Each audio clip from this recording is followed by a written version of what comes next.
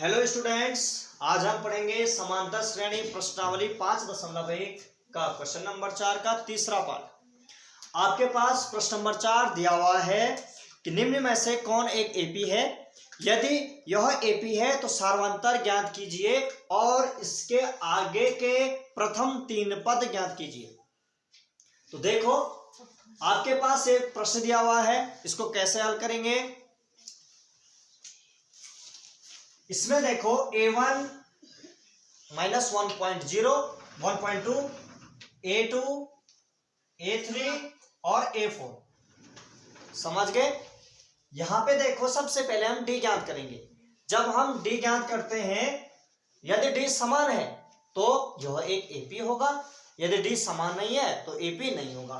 तो सबसे पहले d बराबर a2 माइनस a1, इस वाले पद से इस वाले पद को घटाएंगे तो हुआ 3 माइनस 3.2 माइनस 1.2, यही हुआ।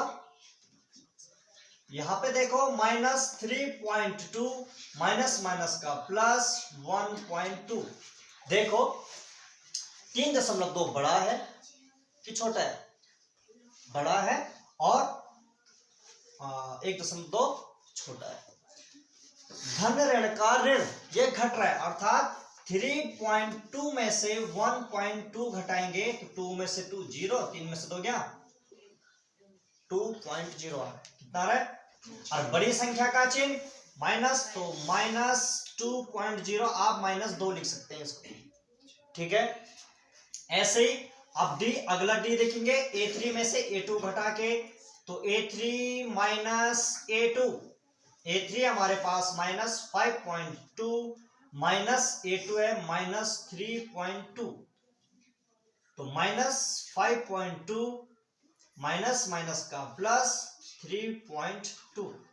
तो देखो ये घटेगा, फिर 5.2 में से 3.2 घटाना है, 2 में से 2 गया 0, 3 में से 2 गया, तो माइनस का रहा है बड़ी संख्या का चिन्ह माइनस, तो माइनस 2.0, अर्थात डी समान हो रहा है। डी समान है, तो जब डी समान है तो अर्थात यह एक एपी होगा। आप लिखोगे कि डी अर्थात a2 minus a1 equal to a3 minus a2, ठीक है, इसलिए यह एक एपी होगा। अब है इसके हमने अगले 3 और पद ज्ञात करने हैं। क्या करना है? 3 और पद ज्ञात करने हैं। तो लिखेंगे, देखो a4 तक पता है तो लिखोगे 3 और पद, ठीक है, 3 और पद, अर्थात a4 तक तो पता है हमको। अब a5 को निकालेंगे, तो a5 बराबर, a5 कैसे निकलेगा? जब a4 में प्लस d करेंगे तो a4 है हमारे पास माइनस 7.2 प्लस d है हमारे पास 2 है, सॉरी माइनस का है, प्लस माइनस 2 हो गया। तो ये होगा माइनस 7.2 प्लस माइनस का माइनस 2। इसके पीछे दशमलव के बाद 0 लगने का कोई अर्थ नहीं होता है। दशमलव से पहले यदि 0 दशमलव होता, ये संख्या से पहले, तो उसका अर्थ होता है, परंतु यदि संख्या के बाद दशमलव लगा तो उसको हम क्या लिख सकते हैं? 2 लिख सकते हैं। तो देखो ऋण ऋण का धन, आपने 7.2 में से 2 क्या करना है? ऋण ऋण का धन जोड़ना है, तो 7.2 देख लो भाई, इस पर इसको जोड़ेंगे, ऋण ऋण का धन ये जुड़ेगा, 7.2 में 2 जोड़ेंगे, तो देखो 7.2 में 2 जोड़ेंगे तो 2 यहां जुड़ता है। समझ गए? ध्यान दो इस चीज पे, दशमलव के बाद 0 लगता है। समझ गए? ये लिखते नहीं है वैसे, समझ गए? जोड़ना है, 7.2 में 2 जोड़ेंगे तो 2 यहां लिखेंगे आप, समझ गए?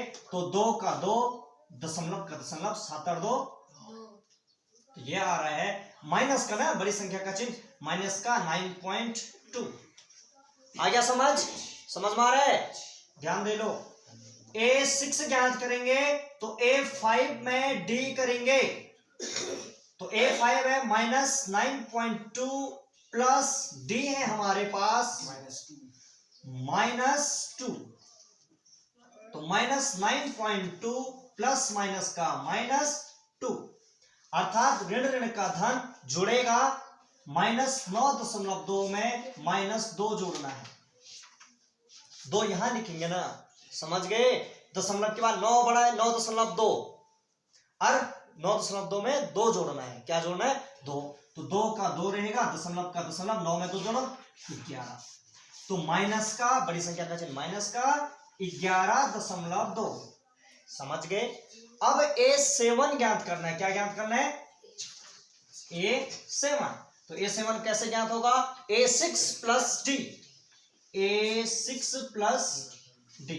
तो देखो A6 है हमारे पास -11.2 में, प्लस करेंगे D है हमारे पास 2, सॉरी -2 है ना, तो -11.2 प्लस माइनस का -2। अब देखो यहां पे बहुत बच्चे जोड़ घटाने में ही दिक्कत करते हैं, समझ गए? इस वजह से उनका आंसर गलत आता है।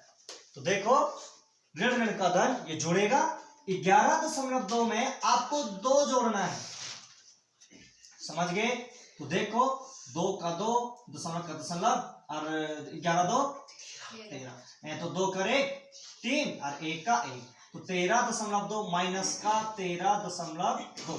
तो लिखेंगे आप प्रथम 3 पद, ठीक है? इसके नीचे लिखेंगे प्रथम, सॉरी आप लिखोगे 3 पद, अन्य 3 पद बराबर A5 बराबर -9.2, A6 बराबर -11.2 और A7 बराबर -13.2।